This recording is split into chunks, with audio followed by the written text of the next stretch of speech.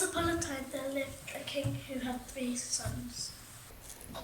One day there was an invasion of Vikings, so the 3 brothers had to go and help each other to defeat them.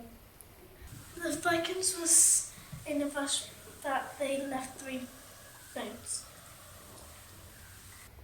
And in one of those boats there was a shipwrecker, and they instantly fell in love.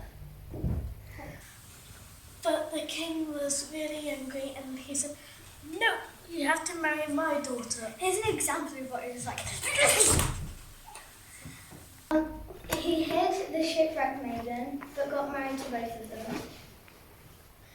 Both of them felt really pregnant. And then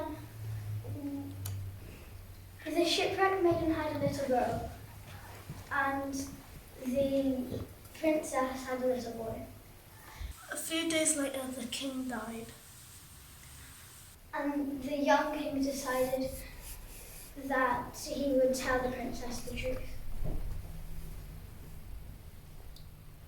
And then she got really angry, and she said, "Rather throw her, or I go." And he said, "I'll go then."